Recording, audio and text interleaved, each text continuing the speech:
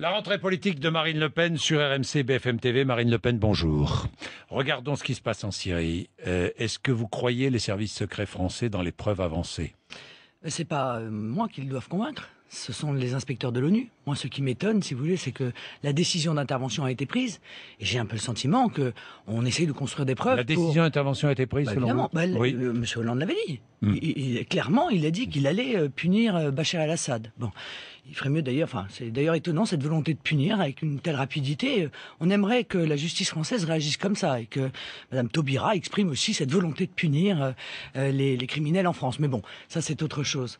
Et c'est vrai qu'on a un peu le sentiment, si vous voulez, que ce rapport intervient en réalité pour faire basculer une opinion publique qui est très majoritairement contre cette intervention militaire. Il y a des inspecteurs de l'ONU. Si la France a des preuves à apporter, c'est aux inspecteurs de l'ONU qu'ils doivent apporter les preuves. Cette déclassification et le fait de rendre public un rapport de services qui sont quand même évidemment sous la responsabilité politique du président m'apparaît être tout à fait une exception. Je me pose des questions sur ça. Vous êtes farouchement contre toute intervention. Oui, je suis quelles que soient les preuves apportées. Oui, je suis farouchement contre toute intervention. Quelles que soient les preuves apportées. Quelles que soient les preuves apportées. Même s'il est avéré que Bachar el-Assad a gazé. Je suis totalement contre, pour plusieurs raisons. D'abord parce que je sais que les rebelles. C'est pas un crime contre l'humanité à vos yeux ? D'abord, je sais que les rebelles syriens se marchent main dans la main avec Al-Qaïda. D'ailleurs, même des Syriens expliquent dans l'opposition, et notamment l'opposition non armée, que 80% des interventions des rebelles sont effectuées avec Al-Qaïda. Alors, moi, je voudrais comprendre. Cela fait des années et même des décennies qu'on nous explique qu'il faut aller combattre à droite, à gauche, pour lutter contre le terrorisme, contre Al-Qaïda. Et aujourd'hui, on m'explique qu'il faut aller lutter aux côtés d'Al-Qaïda. Moi, c'est ça qui me frappe. C'est une diplomatie qui n'a ni queue ni tête. Ce sont des choix politiques et géostratégiques qui n'ont ni queue ni tête. Qu'est-ce que je dis ? D'abord, première question. Est-ce que l'intérêt de la France et des Français est concerné ? Réponse non. Quand l'intérêt de la France n'est pas concerné, nous n'avons pas à intervenir. Bon, premièrement. Deuxièmement, intervenir, c'est mettre au pouvoir les islamistes. Nous ne tirons jamais les leçons du passé. Regardons ce que nous avons fait en Irak. Regardons la situation de l'Irak aujourd'hui. 1800 morts en juillet et en août. Un pays à feu et à sang. Regardons la Libye. Mais ce ne sont pas les islamistes qui sont au pouvoir en Irak. Mais la Libye... On n'en parle plus. Ce sont les alliés d'ailleurs de Bachar el-Assad qui sont au pouvoir en Irak. Pourquoi est-ce qu'on ne donne pas de nouvelles de la Libye ? On a expliqué aux Français qu'on allait apporter la liberté et la démocratie en Libye. C'est la charia qui est en Libye grâce à nous. Et aujourd'hui, vous allez me dire que le peuple libyen vit bien, que ses libertés ne reculent pas, qu'il n'y a pas des exactions, qu'il n'y a pas un massacre des minorités religieuses et ethniques en Libye ? Et c'est nous qui sommes responsables de cela. Eh bien, lorsqu'on me dit qu'on va aller en Syrie dans les mêmes conditions, effectivement, je dis stop, surtout pas, d'autant que notre intervention... Quels que soient les crimes de Bachar el-Assad. Oui, mais quels que soient les crimes de Bachar el-Assad, oui, nous n'avons pas à intervenir en Syrie. Pour vous gazer un peuple, ce n'est pas... Non, mais je vous pose... monsieur... je vous pose simplement la question. Mais très bien, vous me posez la question. Mais moi, je me pose la question de savoir pourquoi est-ce qu'on n'a pas les mêmes... Est-ce un crime contre l'humanité que d'utiliser l'arme chimique ? N'exprime-t-on pas la même émotion pour le... Non, vous ne vous en tirerez pas comme ça. Pour le Soudan. 300 000 massacrés depuis 10 ans. Pourquoi est-ce qu'on n'exprime pas la même compassion pour le Nigeria ? Pourquoi est-ce qu'on n'exprime pas la même compassion pour ceux qui vivent en Corée du Nord ? C'est justement Pourquoi est-ce qu'on n'a pas exprimé la même compassion pour le million d'enfants qu'on a volontairement laissé mourir de faim en Irak à cause de l'embargo ? C'est ça la question. Si vous voulez, la guerre, c'est un drame, c'est épouvantable, c'est terrible. Le Rwanda, 800 000 morts. Les 300... La communauté internationale n'est pas intervenue à oublier 800 000 morts au Rwanda. 300 ou 400, oui. Monsieur Bourdin, oui. Morts, ou 1000, ça dépend, parce que les Américains disent une chose et les Français disent autre chose, qui auraient été tués à cause de ce gaz. C'est terrible. Mais les bombardements qui déchiquettent les corps, c'est terrible aussi, voyez-vous. Je vous pose la question, est-ce que l'utilisation de gaz chimique est un crime contre l'humanité ? Mais Monsieur Bourdin, ça, très objectivement, la guerre J'ai envie de vous dire, la guerre est un crime contre l'humanité. Il Alors, s'agit est-ce que la Syrie doit signer le traité international interdisant l'utilisation d'armes chimiques? Mais la Syrie fait ce qu'elle veut, elle est indépendante, Monsieur Bourdin. On ne peut pas forcer les autres. Nous sommes des nations libres, indépendantes et souveraines. C'est ainsi que le monde s'est construit. Et c'est ainsi, je crois, qu'il marche le mieux, plutôt que cette espèce de dictature qui consisterait à donner aux États-Unis le moyen d'intervenir. Vous soutenez le régime d'Assad? Mais pas du tout, monsieur. Pas du tout. Moi, je n'ai pas d'amitié pour M. Bachar el-Assad. Je ne l'ai pas reçu le 14 juillet 2008 aux grandes cérémonies. C'est Nicolas Sarkozy qui l'a reçu. Je ne l'ai pas reçu comme M. Jospin l'a reçu, accompagné d'ailleurs sur le tarmac par M. Mélenchon. Je n'ai aucun lien avec Bachar el-Assad. Ce que je sais, c'est qu'il s'agit là d'une poudrière et que ce qu'on nous dit n'est pas la réalité de ce qui se passe en Syrie. Ce que je vois, c'est les conséquences sur mon pays et sur la sécurité des Français. Personne ne s'interroge pour savoir pourquoi nous sommes les seuls. Pourquoi l'Allemagne, vous croyez que l'Allemagne est amie avec Bachar el-Assad? L'Italie, l'Espagne, pourquoi aucun pays européen ne veut y mettre le doigt? C'est probablement parce qu'ils se rendent compte que notre intervention serait probablement pire et que peut-être que les preuves qui sont apportées ne démontrent pas totalement qu'il s'agit là de la responsabilité du régime.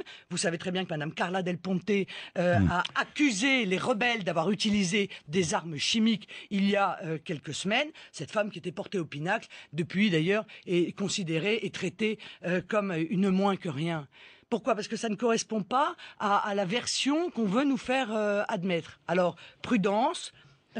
Les islamistes les terroristes sont à l'œuvre dans les armées rebelles. Il s'agit là d'une poudrière dans laquelle nous aurions une responsabilité très lourde. C'est un coup. Et en avons-nous les moyens? Les terroristes sont partout, ils soutiennent aussi Assad, le Hezbollah parfois, l'Iran. Enfin, on ne va pas rentrer dans la géopolitique de cette région du monde, Marine Le Pen. C'est complexe, effectivement. Oui, c'est assez complexe, surtout quand on est en pleine rivalité entre chiites et sunnites. Dites-moi, un vote au Parlement, est-ce tabou ou pas? Non, dit François Hollande. C'est pas un sujet tabou. Ça veut dire qu'il laisse la porte ouverte à un vote. Vous demandez un vote. Mais soit on respecte la Constitution, soit on la respecte pas. C'est pas moi qui l'ai changé, c'est Nicolas Sarkozy. Nicolas Sarkozy. En 2008, oui. Nicolas Sarkozy a supprimé l'exigence d'un vote en 2008. Par conséquent, soit on la respecte, soit on la respecte pas. Le président de la République peut parfaitement décider de ne pas respecter. Il a interdit, Nicolas Sarkozy, que tout débat soit suivi d'un vote. Oui. Bon ben voilà, les choses sont claires. Nicolas Sarkozy, qui était pour l'intervention en Syrie lui aussi, car en matière de va en guerre, il faut bien dire que l'UMP et le PS se tiennent main dans la main. Alors il y aurait un vote, même s'il y avait un vote. Bon, si tant est que cette majorité... Vous demandez un vote? Mais non, je ne demande pas de vote, je demande l'application de la Constitution. Et vous savez pourquoi je ne demande pas de vote? Parce que je pense que le Parlement français n'est pas représentatif de l'opinion des Français. Et ça date pas d'hier que je le pense, puisque les modes de scrutin sont ainsi faits que le Parlement français ne représente pas le peuple français. Par conséquent, il ne peut pas légitimer une action, puisque lui-même, si vous voulez, de fait du mode de scrutin... Mais c'est dans les prérogatives du président de la République que de décider seul. Mais c'est bien ce que je dis, c'est la Constitution. Par conséquent, il faut qu'il assume ses responsabilités. C'est-à-dire que s'il décide une opération militaire, vous ne le soutiendrez pas? Ah, pas du tout.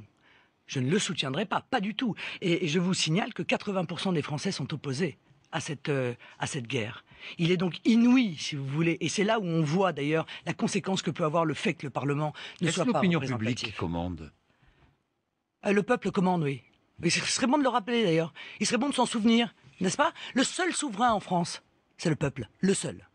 C'est ni M. Hollande, ni le Parti Socialiste, ni Nicolas Sarkozy hier, ni l'UMP, ni le Front National. C'est le peuple qui décide. Voilà, lui, et normalement, lui seul. Oui. Et quand Alain Juppé dit ne rien faire constituera un déshonneur?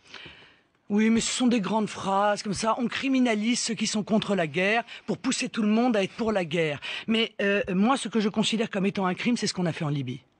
En Libye, on a commis un crime. Un crime contre le peuple libyen. Parce qu'on a mis au pouvoir des islamistes fondamentaux. Non. Oui, mais d'accord. Mais c'est trop facile. On commet des erreurs, mais on n'en tire pas les conséquences et les expériences. On a mis en place des gens qui ont imposé la charia, avec toute l'horreur que ça représente pour la population et la perte de liberté individuelle. Et est-ce qu'on s'en est excusé?